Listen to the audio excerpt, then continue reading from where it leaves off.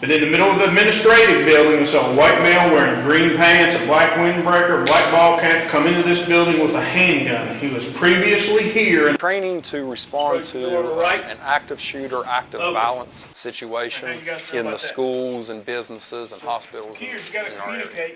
Is communication within the team and within the outside world. That way, if I see an individual with a gun and I don't tell the other team members that that's what we have, it could change drastically, because they don't know that this individual has a gun, but I've seen the gun, I know it. So it's up to me to let the rest of my team know that, so that we can change how we react. Our guys to be able to train to effectively go to any of those locations. Step away from the chair. And the threat. Come on. You need to call an ambulance for him. Stand up, threat! Eric. Move away from the gun, sir. Don't get too close to me. With this, that they can use this in any situation.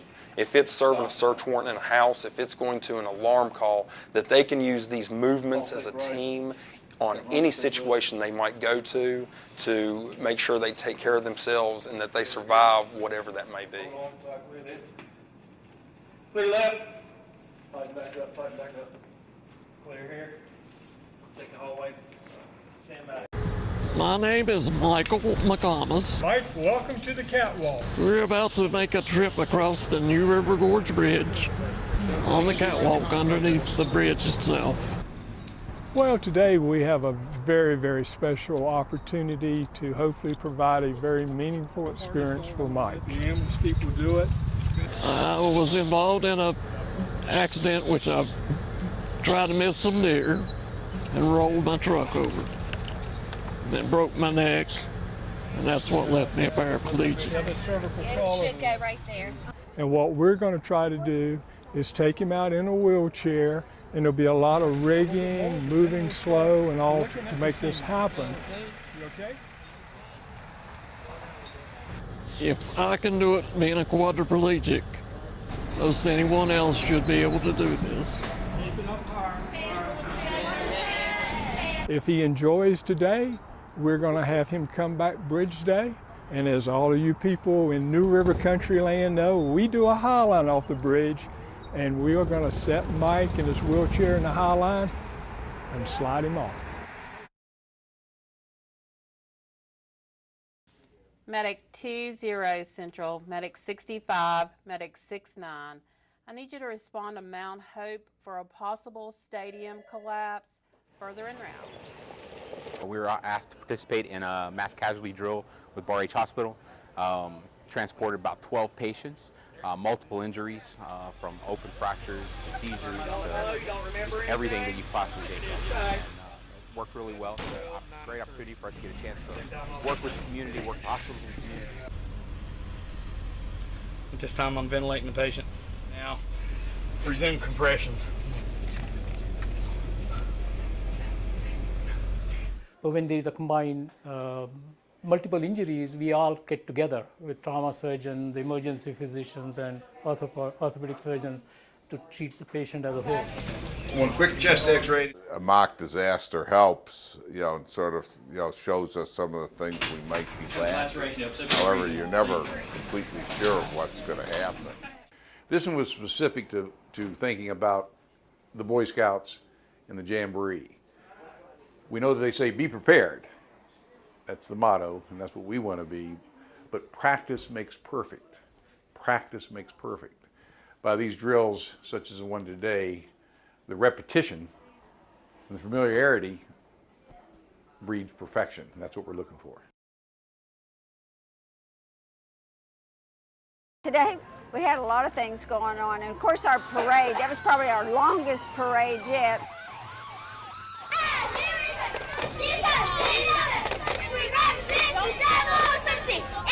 Oh, it brings everybody together. I've seen family reunions here, class reunions here. The Alumni Association tries to get all their class reunions to come together on this Labor Day weekend. This is our fireman's rodeo, competing on various competitions. These are all related to fire service type events. It's just a chance to get together, let the guys get together on not so much of a strenuous basis as they normally do. Our organization is a tight-knit brotherhood, just like fire departments, and as you can see today, we're here at the Fireman's Rodeo, and a lot of our members are on these fire departments, and they're taking part in the events that's going on here today, and we like to come and show our support to that and to these guys that's out here doing what they do. I've had a blast. I love it. I look forward to it each year.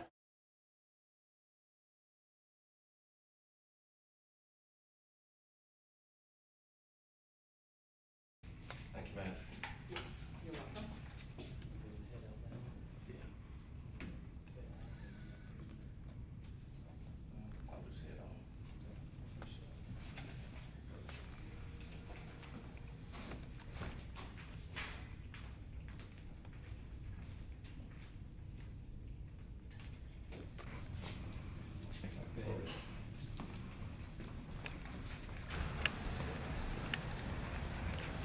Doctor, do you have anything to say?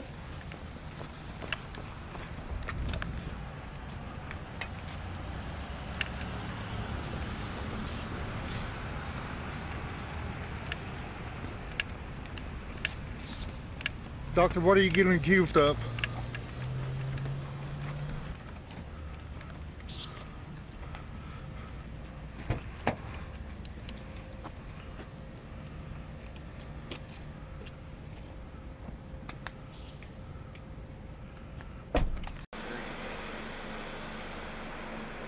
What happened? Hello, how are y'all? Good, what happened?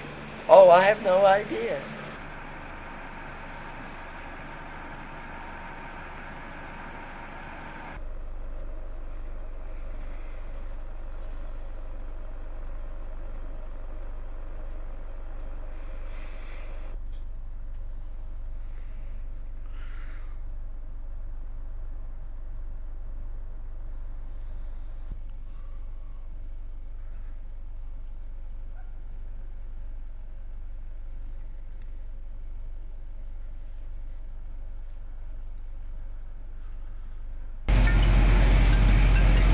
Hello?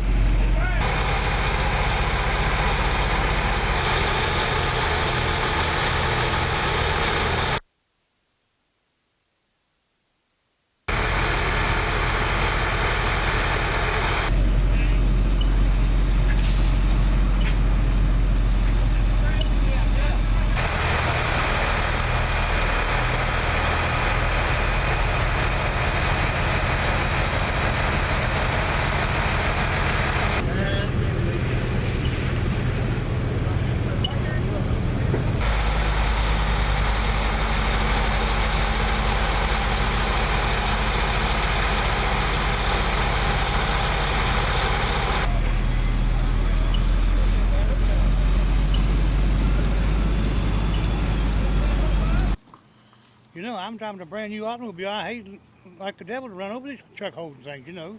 That's what longtime Oak Hill resident David Scarborough has to say about the intersection of Main Street and Gatewood Road.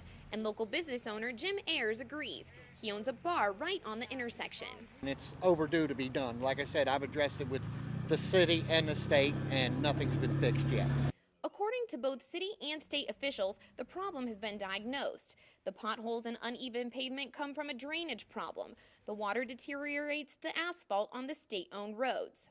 The Division of Highways says they're aware of the issue and have done some investigation. They met with the city and surveyed the intersection.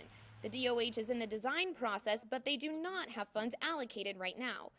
City officials say they work well with the state, but it's been almost a year since they met about the issue. I expected it to happen this last summer, and it didn't, so I don't know. I don't know what the holdup is. Residents say regardless of who's responsible, they're tired of a temporary fix to a permanent problem. I'm not blaming anybody really, but it needs to be fixed. That's just the bottom line. It needs to be fixed. We joke sometimes that a little car could be disappear when that hole gets so big.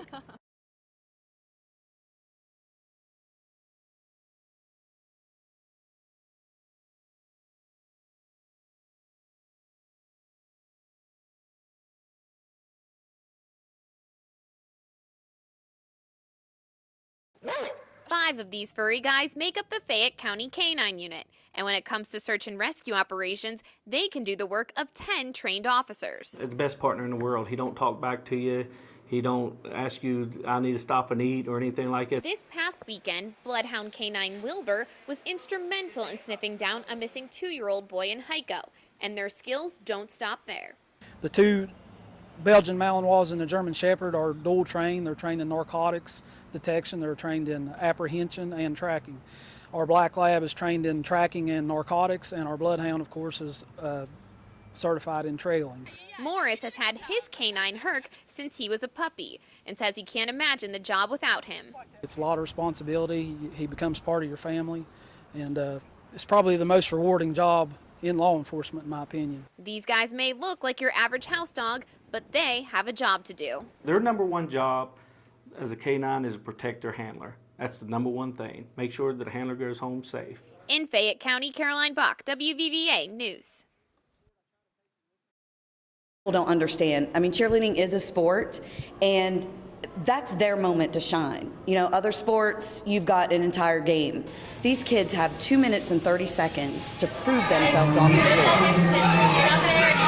floor. Tumbling, stunts, jumps, cheers, dance, I mean, all of the above. They might be a little scared. You have to stop and think some of these girls come from very small gyms that they don't get to compete on the big floor.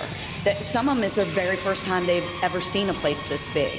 So I'm sure they're a little intimidated, and I'm sure the crowd's going to be right with them, and you know, we just try to make it as exciting as it can be for them. Since I've been out here, I've been telling all the girls, don't be nervous, but when you get out there on the floor a lot, you'll get used to it. It's just something new for the girls to learn. It was pretty exciting. I was actually more nervous whenever we came off than I was going on. My team performs, and I believe Angela's the same way. We make the facials, and we kind of perform for them, and they perform for us, and I think it works. We do it naturally, but it all comes together, and it helps them out a little bit. And we're hoping it just keeps growing here because we love coming here, and we love the coaches. They're just phenomenal to get along with, and I mean, it's just a fun event for everybody today. We really enjoy being here.